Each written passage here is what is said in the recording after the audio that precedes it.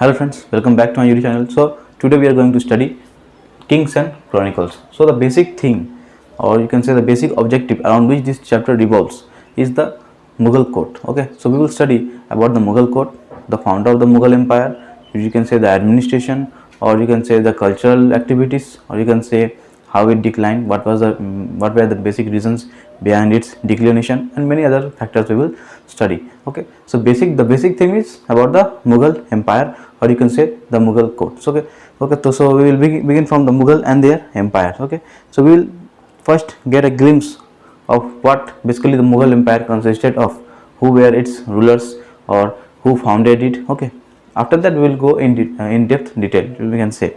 Okay, so the first thing that has been mentioned here is that during the 16th century, Europeans used the term Mughal to describe the Indian rulers of Timurids Mongols. Okay, Timurids Mongol is a descendant. Okay, is a descendant tribe. So basically, the Europeans used the term Mughal to indicate to the Indian rulers who were of Timurids Mongol descendants. Okay,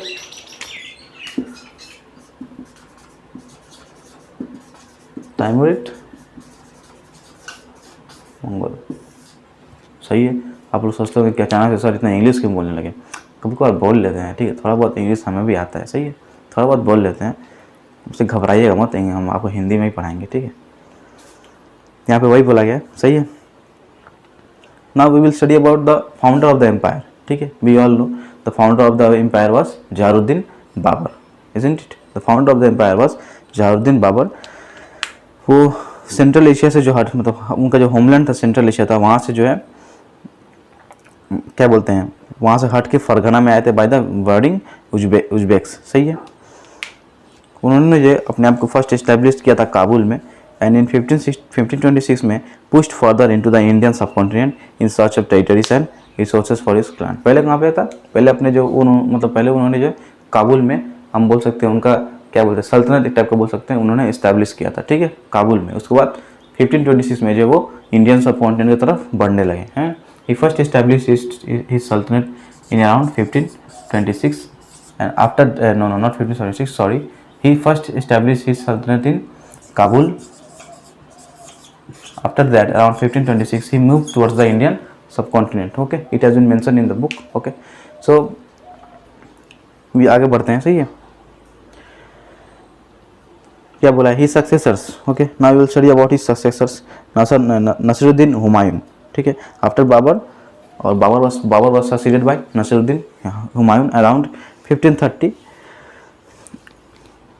Expanded the frontiers of the empire but lost it to the Afghan leaders Sher Shah Suri. Okay, he expanded the frontiers of the empire. Okay, he does the work of expansion, but at the end he was lost by the hands of Sher Shah Suri, है ना। उसके बाद जो हम बोल सकते हैं, वो हार गए थे, लेकिन फिर भी वो उन्होंने जो मतलब अंदर से हार नहीं माने थे, ठीक है ना। 1555 में जो है हुमायूं जो है डिफीट किए थे द सुर्स, ठीक है। 1555 में जो है वो शेर शाह सूरी के मतलब डिफीट कर दिए थे, ठीक है। पहले हार गए थे, लेकिन उसके बाद जो है वो मतलब फिर से जो है डिफीट उन्हें कर दिया था, सही है। यहाँ पे वही मेंशन किया गया है। उसके बाद बात किया गया आपका जलाउद्दीन अकबर, ठीक है। ये जो मतलब greatest of all the Mughal rulers, ठीक है ना। Akbar was the greatest among the Mughal rulers, ठीक है, because he does the work of consolidation and expansion, not only expansion, he does the work of consolidation and expansion. Okay, and he used to work in a, we can say, a specific manner, okay, or on a systematic manner. That's why his empire was very, very prosperous, and it was, we can say, it does not show any fault, we can say fault in the governance, है ना। यहाँ पे वही मतलब बोल सकते हैं, यहाँ पे वो मेंशन किया गया। He consolidated his empires and made it the largest, okay, strongest and richest kingdom in his times. Okay, so it has been mentioned here. He consolidated his empire and made it the largest, richest and strongest of his time. Okay, his empire was the largest, richest and strongest of his time. Okay, what was the main reason behind it? His governance, his ideas of governance, or you can say his method of governance. Okay. Akbar succeeded in extending the frontiers of the empire to the Hindu Kush mountains and checked the expansionist designs of the Uzbeks of Turan, Central Asia and the Safavids of Iran. Akbar had three successors. Okay, now Akbar had three successors: Jahangir, Shahjahan, Aurangzeb. Jahangir 1605-27. It is worth mentioning. Jahangir 1605-27. Okay. After that, Shahjahan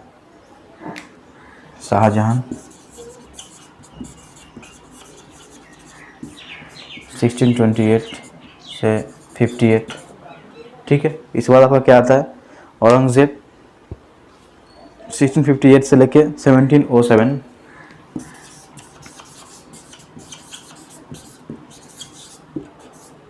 1658 से लेके 1707. सही है. The three rulers maintained and consolidated the various instruments of governance. Okay, the court was the visible center of Mughal power. Okay, the main reflection we can say, or the main object that reflects the Mughal power was the court. Okay, it has been mentioned here. ठीक है, यहाँ पे वही बोला गया है. After 1707, following the death of Aurangzeb, the power of dynasty diminished. Okay, when Aurangzeb died, Aurangzeb had literally no successors. Okay, और उस टाइम पे कोई सक्सेस करना चाहता भी नहीं था. मतलब क्या बोलते हैं, कोई गद्दी पे बैठना चाहता भी नहीं था, क्योंकि हालात उस टाइम बहुत बिगड़ चुके थे. ठीक है ना. बेसिकली जो हम बोल सकते हैं, जो कॉलोनियलिज्म जो था धीरे धीरे मतलब उस टाइम पे जो है अपना घेरा बांध रहा था, हम बोल सकते हैं. सही है, यहाँ पे वही मेंशन किया गया. इन 1857 the last Hsien of the dynasty Bahadur Shah Zafar II was overthrown by the British. ठीक है, औरंगजेब के बाद आपका बहादुर शाह जफर II, मतलब ऐसा नहीं कि नहीं थे, लेकिन उनको जो है मतलब वो ठीक से गवर्नेंस नहीं कर पाए थे, क्योंकि जो अंदर इंटरनल डिस्प्यूट बहुत ज़्यादा बढ़ चुके थे. ठीक है, जिसकी वजह से जो है गवर्नमेंट मतलब गवर्न करने में प्रॉब्लम्स या फिर दिक्कत फेस करना पड़ता था. सही है, और एक तरफ से इंटरनल स्ट्रेंथ बढ़े हुए हैं और दूसरी तरफ से जो है ब्रिटिश लोग अलग ही तंग किए थे उस टाइम पे. ठीक है, तो ये जो है हिम्मत हार गए और मतलब ब्रिटिश अपने मतलब इसको ब्रिटिश जो है ओवरटेक कर गया. ठीक है, यहाँ पे भी मेंशन किया गया. सही है. अब हम पढ़ने वाले हैं द प्रोडक्शन ऑफ क्रॉनिकल्स. ठीक है, इसको हम रब आउट करते हैं. अब हम पढ़ेंगे the production of chronicles.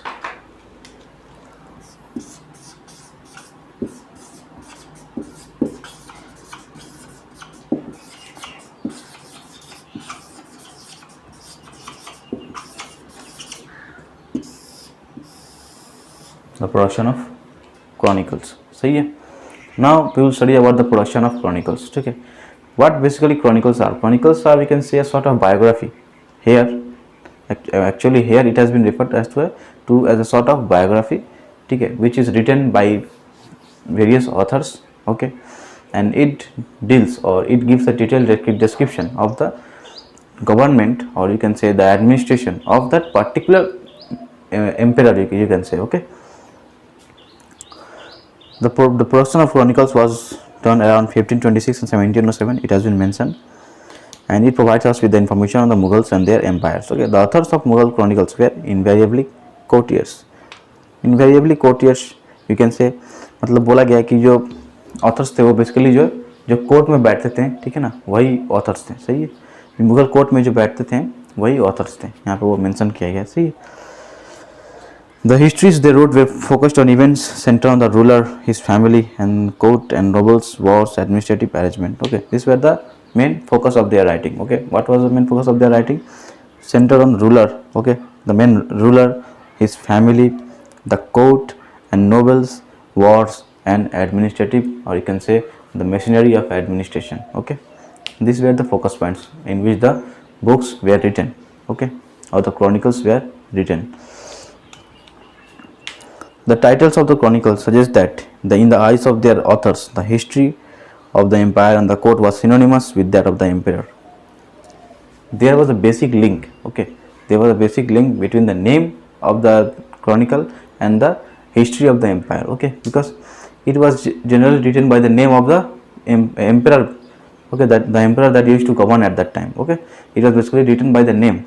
For example, I can say Shahjahan नामा, आलमगीर नामा, बादशाह नामा. ठीक है, अकबर नामा.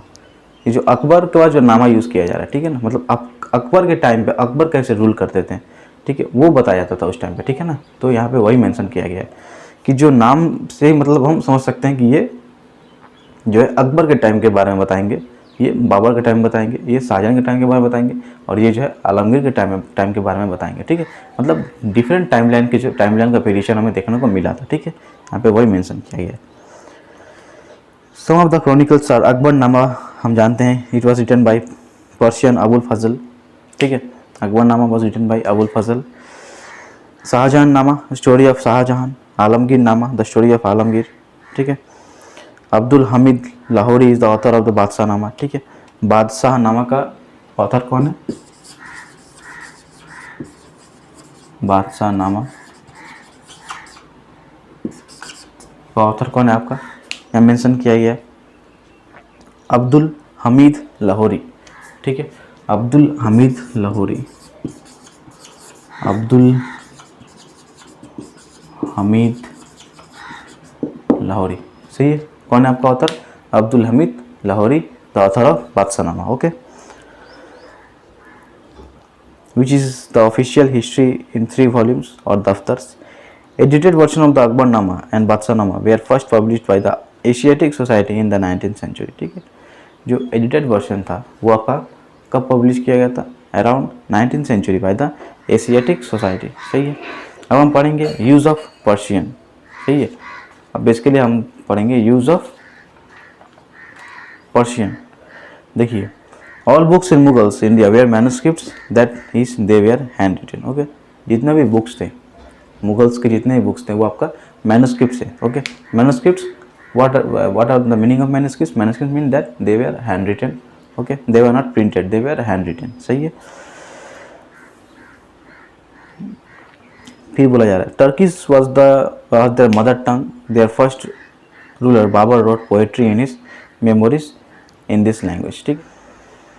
But in Mughal court chronicles were written in Persian, ठीक है। मुगल कोर्ट में जो है जो क्रॉनिकल्स थे वो पर्शियन में लिखे जाते थे, और बाबर किस में लिख देते थे? आपका टर्किश लैंग्वेज में लिख देते, सही है।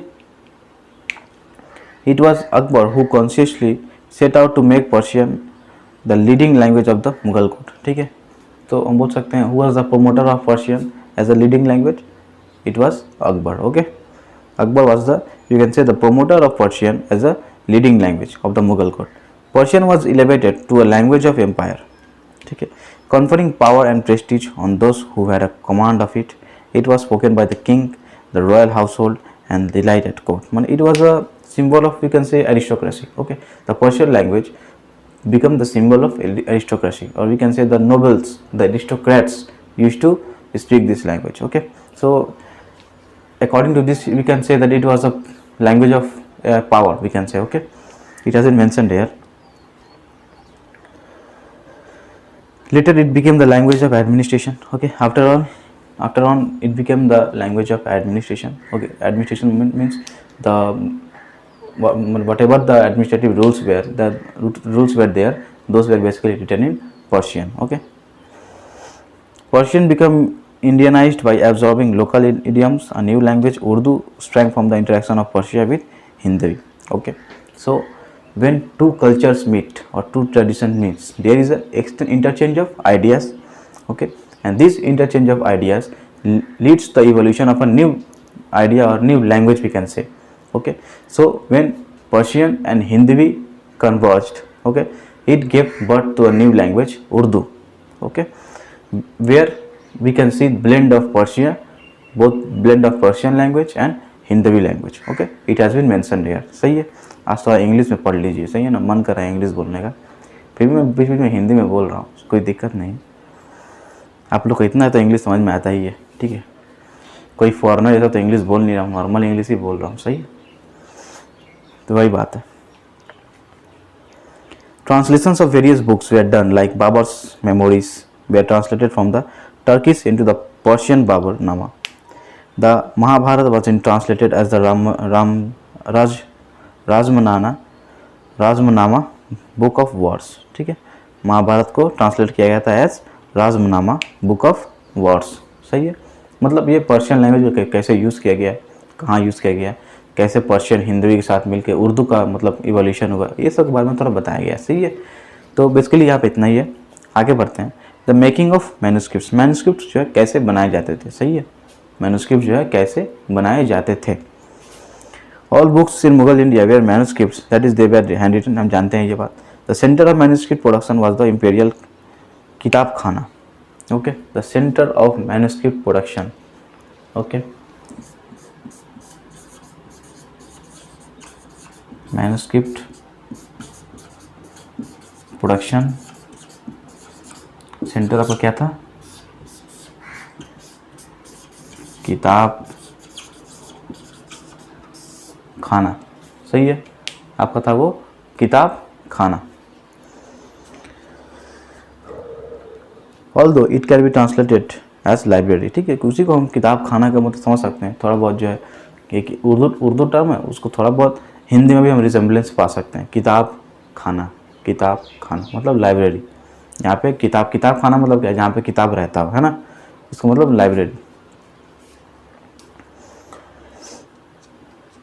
It was a scriptorium that is a place where the emperor's collection of manuscript, मतलब एक किताब खाना में जो है एम्परर्स का जो मैन्युस्क्रिप्ट था उसको कलेक्ट कर रखा जाता था। ठीक है, यहाँ पे वही मेंशन किया गया। अब आपका आता है एक सेक्शन, वहाँ पे मेंशन किया गया द पेंटेड इमेज, मतलब अब पेंटिंग्स के बारे में थोड़ा आपको बोला जाएगा। मतलब painting what painting used to convey at that time. Okay, what was the main reason और main we can say ideology behind paintings objects or behind painting images. Okay, so we can learn from here. So let's move forward. Paintings serve not only to enhance the beauty of a book but were believed to possess special powers of communicating ideas about the kingdom and the power of kings in ways that were written medium could not. ठीक है, देखिए हर एक चीज़ जो है हम लिख के लोगों को समझा नहीं सकते। ठीक है, ठीक है ना, हम हर एक चीज़ लिख के लोगों को समझा नहीं सकते। ठीक है, हमें लिखावट अच्छा लगता है कि पेंटिंग अच्छा लगता है, हमें कौन अट्रैक्ट करेगा ज़्यादा, पेंटिंग हमें ज़्यादा अट्रैक्ट करेगा, लिखावट से ज़्यादा जो है हमें पेंटिंग अट्रैक्ट करेगा। और कुछ आइडियाज़, कुछ वैल्यूज़, कुछ नॉर्म्स जो है हमें हैंड रिटन मैन्युस्क्रिप्ट या फिर कोई भी प्रिंटेड क्यों ना हो, प्रिंटेड मैन्युस्क्रिप्ट जो है मतलब हमें वो आइडिया नहीं दे पाता है। हम वो पढ़ते हैं लेकिन हम समझ नहीं पाते हैं। पर जब हम इमेज देखते हैं, किसी पेंटिंग को देखते हैं, तो हमें एक जो है विजुअलाइजेशन होता है कि अरे ये थोड़ा अजीब सा पेंटिंग है, अजीब सा, इसका मतलब इसमें कुछ अनोखा है, चलो थोड़ा देखते हैं, जानते हैं इसके बारे में, है ना।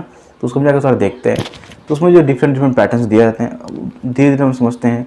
एक पेंटिंग के एक कोने से समझते हम दूसरे कोने में चले जाते हैं। ठीक है, उसके बाद जो है वो उसमें क्या है बताया गया है, जो बेसिक क्या आइडियोलॉजी बताया गया है वो हमारे दिमाग में धीरे धीरे बैठ जाता है। ठीक है, यहाँ पे वही मतलब यहाँ पे वही मेंशन किया गया है कि उस टाइम पे जो था कुछ आइडियाज़ जो है लिखावट मतलब रिटन डॉक्यूमेंट प्रोसेस नहीं कर पाता था या फिर दिखा नहीं पाता था, उसको दिखाने के लिए जो पेंटिंग एक आपका जरिया था। ठीक है ना, उस आइडिया को रिफ्लेक्ट करने के लिए पेंटिंग वाज यूज्ड। सही है, हम ये बोल सकते हैं, यहाँ पे वही मेंशन किया गया। सही है, और सिर्फ पेंटिंग बुक्स सजाने के लिए नहीं था। ठीक है ना, पेंटिंग से बुक मतलब क्या देखने में अच्छा लगता है किताब, सही है ना, लेकिन बस वही उसका एक मेन रीज़न नहीं था। मेन रीज़न ये भी था कि कुछ आइडियाज़ जो थे जो रिटन डॉक्यूमेंट नहीं दिखा पाएंगे या फिर नहीं समझा पाएंगे, उनको जो है पेंटिंग के द्वारा इवेलुएट किया जाए। ठीक है, यहाँ पे वही मेंशन किया गया है।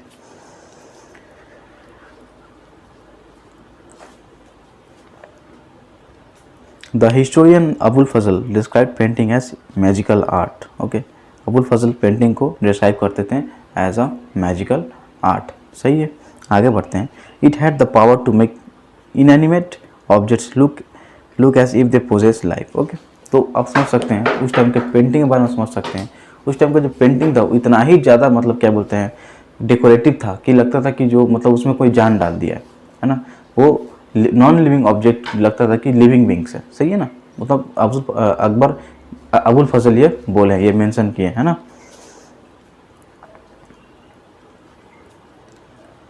The production of painting portraying the emperor, his court and the people who were part of it was a source of constant tension between rulers and representatives of the Muslim orthodoxy, the ulama। ठीक है, basically जो इस portion में इतना ही है। आज class हम यही ख़त्म करेंगे। ठीक है, आज हम यहाँ तक कवर करेंगे। पार्ट 2 में जो इसके बाद जो सेक्शन है उसको हम कवर अप करने की कोशिश करेंगे हो सकता है हम ख़त्म भी कर दें, और पार्ट 2 के बाद जो है ये हमारा बुक जो है बुक 2 भी ख़त्म हो जाएगा, ठीक है। उसके बाद हम बुक 3 को स्टार्ट करेंगे, ठीक है। बुक 1 ख़त्म हो गया, आपका कुछ दिन में बुक 2 भी ख़त्म हो जाएगा आपके पास, उसके बाद हम बुक 3 पे चले आएंगे, सही है। बेसिकली आज क्लास हम ये भी ख़त्म करते हैं। चैनल को सब्सक्राइब कीजिएगा, तो बेल आइकन को प्रेस कर दीजिएगा, वीडियो को लाइक एंड शेयर जरूर कीजिएगा, ठीक है। चैनल को विजिट कीजिए, वीडियो को लाइक कीजिए, अच्छा लगे तो, नहीं लगे तो डिसलाइक कर दीजिए, ठीक है। लेकिन कुछ सीख के जाइए, मैं हर वीडियो में ये बात बोलता हूँ, कुछ सीख के जाइए, है ना। थोड़ा बहुत सीखिएगा, मेरे लिए वही काफ़ी है, सही है। कुछ जब अगर सीख के जाते हैं तो मेरे लिए वो मोर देन एनफ है, सही है। तो आज क्लास ये भी ख़त्म करते हैं, मिलते हैं हम नेक्स्ट वीडियो में जिसमें हम पार्ट 2 कवर अप करने की कोशिश करेंगे, सही है। सो बाय फॉर टुडे।